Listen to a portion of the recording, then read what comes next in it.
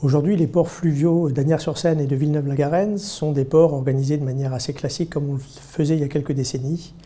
Donc, ils exercent un service public permettant à des bateaux logements, à quelques bateaux de bureaux, d'activités de stationner, un restaurant sur le quai, mais ils restent, je dirais, insuffisamment liés à la vie urbaine de ces deux communes. VNF a lancé un appel d'offres en vue de trouver un nouveau concessionnaire sur 3 ports, donc les 2 ports précédemment évoqués, plus le port bas Asnières-sur-Seine qui ne faisait pas l'objet d'une concession. Ce que j'en attends, c'est évidemment son intégration réelle, véritable, dans l'ensemble de la politique qui est conduite par la ville depuis maintenant plus de 20 ans. Le port lui-même et ses équipements s'intègrent dans cette politique et doit donc respecter l'ensemble des éléments qui sont des éléments en matière de protection, en matière d'économie d'énergie, de fluide, d'eau, etc., de façon à ce que ce soit en cohérence avec l'ensemble de notre politique. Le projet dont nous parlons de nouvelle gestion du port est valorisant.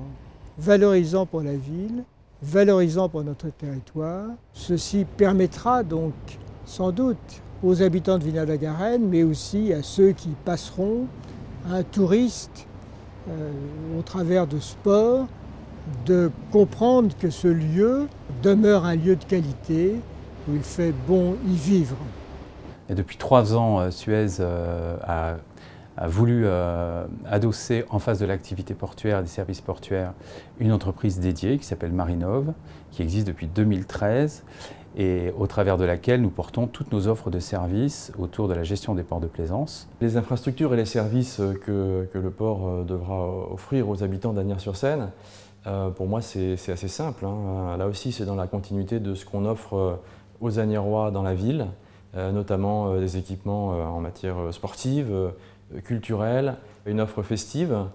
On voit notamment avec l'arrivée du Rosa Bonheur, c'est quelque chose qui réjouit considérablement tous les Asniérois qui sont au courant et qui connaissent déjà cet établissement par ailleurs. Et puis évidemment aussi des équipements en matière de développement économique, parce que la ville d'Asnières est une ville qui est bien placée, qui est proche de Paris, mais c'est vrai que développer l'économie par un aménagement en bord de Seine et moderniser aussi les équipements et avoir une plus grande proximité, des moyens de transport nouveaux aussi par le fleuve. L'offre de Marinov différenciée sur les 3 ports, dans son projet Presqu'île en Seine, qui est un projet global mais avec une offre diversifiée sur 3 ports, permet de satisfaire aux différents usages. Alors à Port-Bas, ça sera bien sûr ambiance festive et décalée avec Rosa Bonheur. Rosa Bonheur pour nous c'est un opérateur qui est caractéristique à Paris parce qu'il est assez décalé par rapport à son offre et son produit.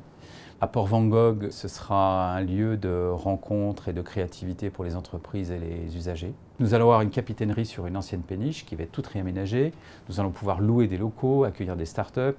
Et puis à Port-Sisley, ce sera un lieu d'environnement naturel retrouvé avec beaucoup de culture, beaucoup de sport, beaucoup de loisirs. On veut monter un chantier naval exemplaire, on veut faire aussi des activités de sport, de loisirs, aménager l'environnement. Donc tout ça, c'est porteur. Les collectivités ont vu qu'on allait pouvoir faire venir la ville, créer un lieu de vie sur le port, sur les ports, et créer des lieux de vie, c'est très important. Si j'avais à qualifier ce projet en un seul mot, ça serait un projet emblématique. Emblématique pour la voie d'eau, emblématique pour l'intégration urbaine et emblématique pour le concessionnaire Marinov et bien sûr pour le concédant VNF.